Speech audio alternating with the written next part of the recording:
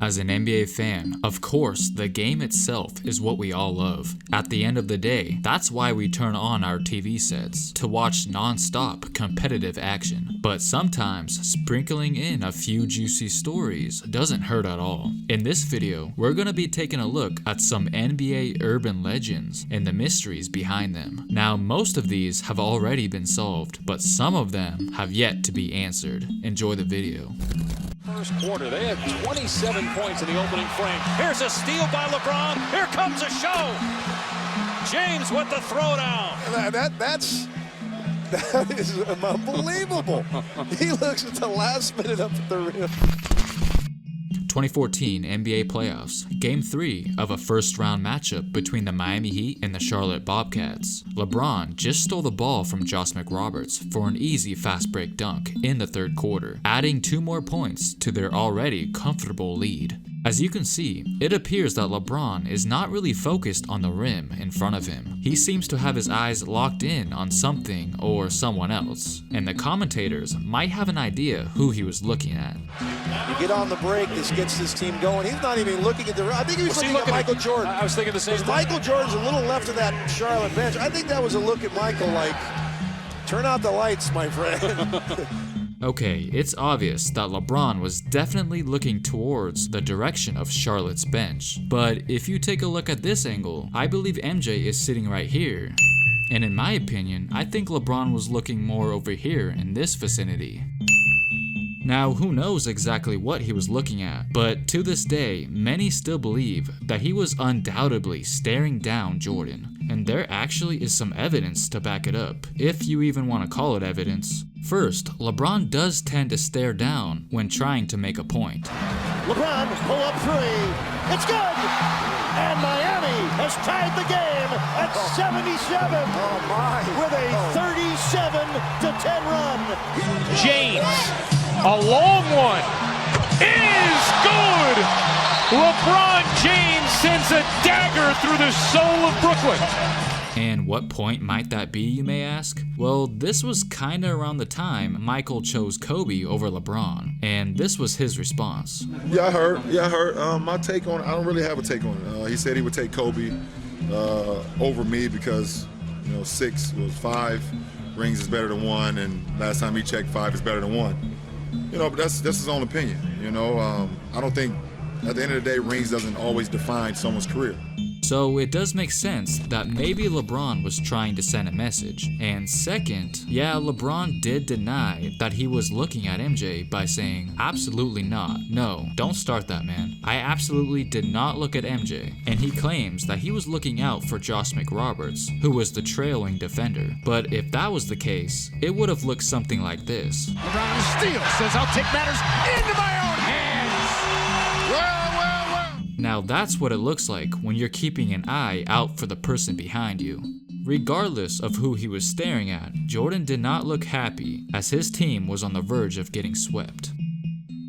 Pete Maravich, aka Pistol Pete, one of the greatest players of all time, but somehow still criminally underrated, and is on the list of players who died way too soon. And if you take the time to look deeper into his untimely death, you might get a little freaked out. You see, in 1974, he was being interviewed by Andy Nuzzo of the Beaver County Times, and he allegedly told the reporter this, quote, "I don't want to play 10 years and then die of a heart attack when I'm 40. Well, unfortunately, that's exactly what happened. On January 5th, 1988, he was participating in a friendly pickup game when they took a quick water break, and he told his friend, "I feel great." But little did he know, those would be his last words, as he immediately collapsed right on the floor from a sudden heart attack. At first, the people there said that they thought he was faking it as some sort of joke, but when they saw that he wasn't moving at all, they knew it was serious.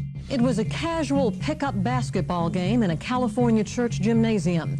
Pete Maravich was relaxing, doing what he loved the most. Suddenly, Maravich collapsed. Efforts to resuscitate him were futile, and the man known as the Pistol died of a heart attack. And after some time, somebody realized that he accidentally predicted his own death. Andy, the guy who interviewed him way back then, had this to say, quote, "That's a little scary. The story was laying on my desk when I got to work. I read it and read it and read it. I couldn't believe it. Everything matched." Maravich came into the league in 1970 and retired in 1980, meaning that he played exactly 10 years and then eventually died of a heart attack at age 40, which was exactly what he said he did not want to happen. I vigorously tried to find the actual recording of this interview because I was curious if those words did come out of his mouth, but I was unable to do so. So for now, it'll have to remain an urban legend.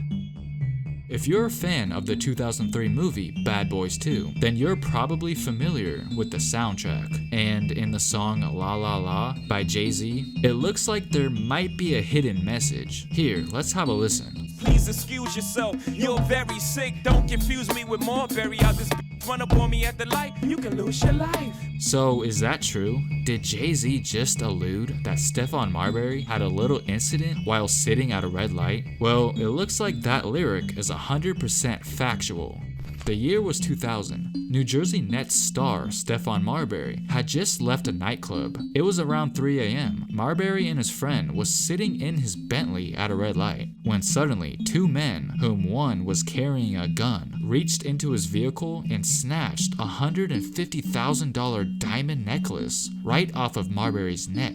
And it looks like Marbury wasn't too pleased that JayZ reminded everyone of that incident in his song. Quote, "You're gonna apologize for saying that." Eventually, he did manage to get over it and leave this situation in the past until randomly, many years later in 2009, he decided that he needed to vent a little more. Don't get me confused with Marbury. If you run up on me at the light, I'm gonna kill you. You know you're not shooting and killing nobody. You don't got no heart to shoot nobody in their brains right in front of them and then say, okay, here, bring me to jail. What you gonna do? You gonna go run? Everybody know you. They see your face, they know you. That's the camel. He right over there. When Kevin Garnett retired from the league, he was still able to remain relevant. His show, Area 21, was a fun little gig that provided good quality entertainment. And when you're in the public eye, it's inevitable that you're gonna receive some criticism. But it's almost as if KG was asking for it. When we first saw him rock this weird looking hoodie, we all were baffled on his ability to keep it on his head without it falling off. It was almost like defying gravity. This is too much movement. This is way too much movement for this shit to be in the back of his shit, not falling. And of course, it's natural to try and figure out exactly how this is possibly happening. Some speculated that he used tape to stick it to his head, but after some time, Garnett had to step in and put this whole thing to a stop, and finally gave us an explanation. Is there like Velcro on there that you always keep it like on the side like that all the time? Yeah, like it's always there and it never moves. How does it today? Look, so when you do a fresh cut, right, and Charles Chuck, you know, when you go bald, right, we all know this, right? Kid ain't got no hair, right? So, you know, when it grows back, it's like a little sandpaper. So if you put the hoodie on right here, it just won't move. And just like that, the phenomenon was answered. Now tell me if I'm the only one who was kinda confused when they first laid eyes on Charlie Villanueva. I just always wondered why he had no eyebrows. I assumed it might have been by choice or something. And I thought, hey, it's up to him at the end of the day. But even recently, I still was very curious about it. So I finally just simply looked it up, and it turns out that he has alopecia, a hair loss condition which has caused him to lose all the hair on his scalp and body. So it's pretty much understandable if it causes him to feel a little insecure from time to time. And bullies like Kevin Garnett certainly don't help at all. Legend has it that KG once went up to Charlie and said that he looks like a cancer patient due to his lack of hair. And of course, Villanueva believed that was extremely uncalled for.